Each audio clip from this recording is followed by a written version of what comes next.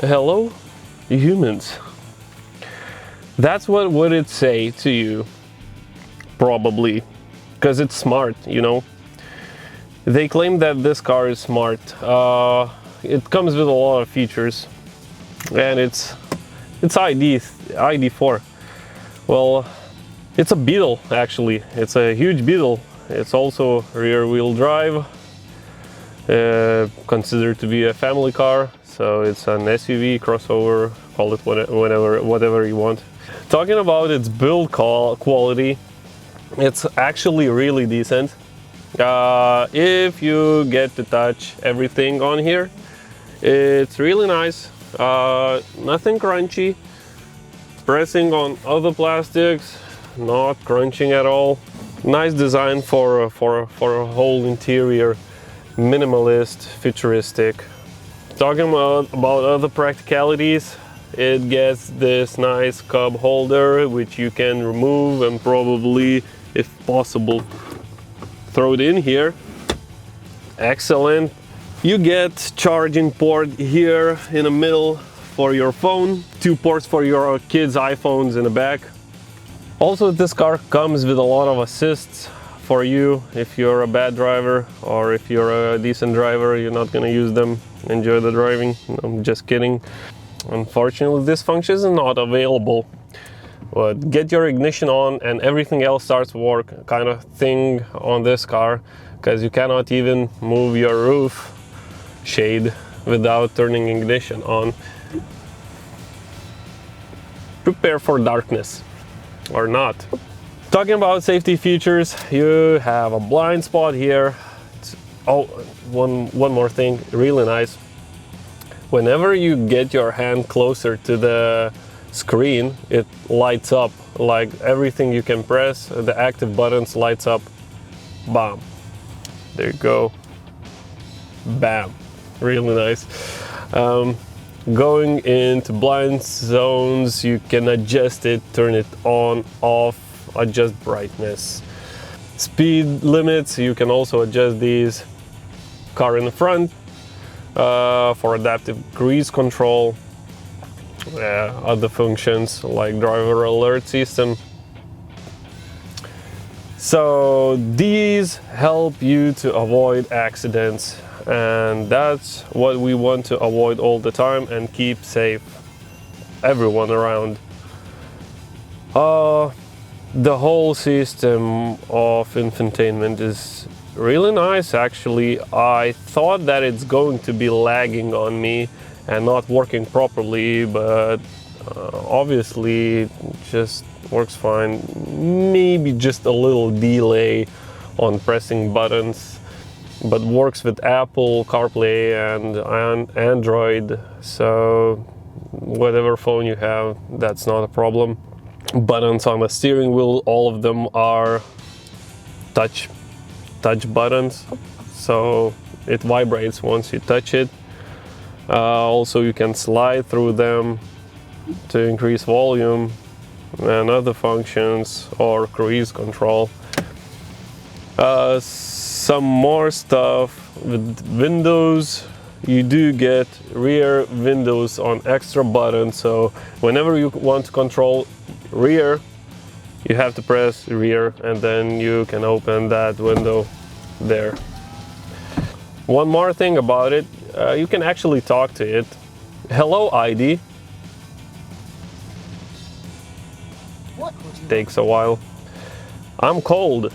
call contact? To use your mobile phone's telephone function, establish a Bluetooth connection.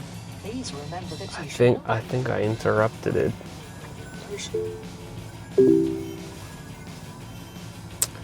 Unsuccessful.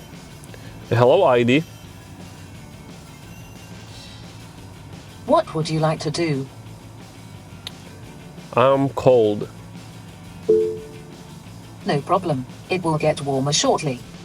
So it increases temperature by 1 degree. Extreme.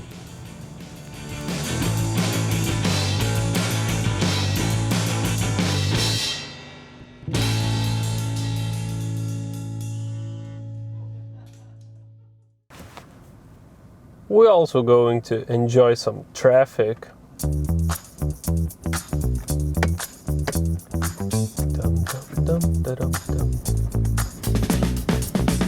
As it is family SUV, family crossover, I reckon it's going to be used quite a lot in towns where you're taking your kids to school.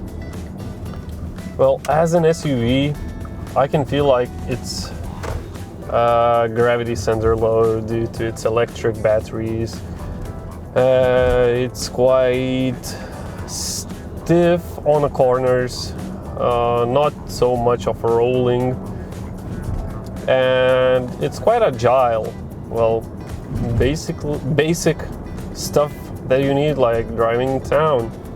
I'm going to try those settings with the assistance in driving.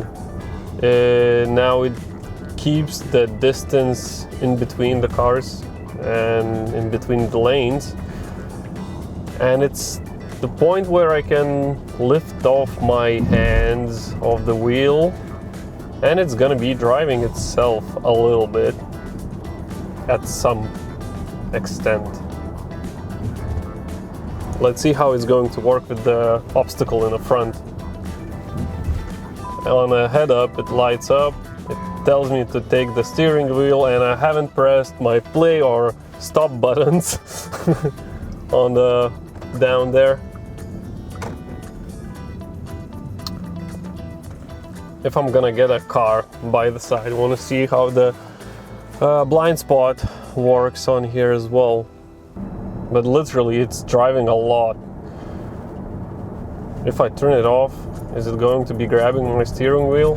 What if I change the lane? Well, I want to change the lane again without using indicators. Well, it didn't grab my steering wheel, so I kind of like that, because frankly, we sometimes do not turn our indicators on, and these systems kind of tend to grab your steering wheel away from you. Oh, now I see the blind spot. Yeah, works. It lights up on the side of the mirror, but on the inside, most of the cars do that on the mirror itself. This one is inside. I think that same is on Cupra Born. Let's try those driving modes. Come on. Come on. It's interfering right now with my Apple CarPlay. Right. Driving modes. Okay. So currently I'm on a sport mode, and literally cannot say anything right now as I'm driving through the town. No twisty roads or anything. Suspension seems similar, like on a comfort mode. Is it twistier? Maybe. We will see the difference right now with the comfort on this poor maintained road, on this old school stuff. So on sport mode, not much of a happiness here.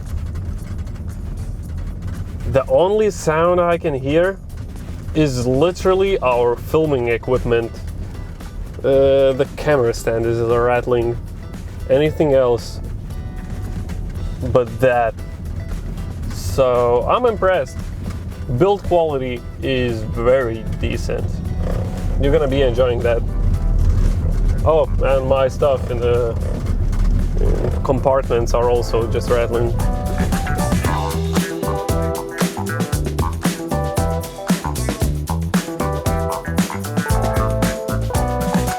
Thank you, boys and girls, for watching. So this is it for this episode, and I would like you to ask to hit the like button, hit the bell button, and follow us on EV Motors Live, and stay tuned for more content. There's gonna be plenty.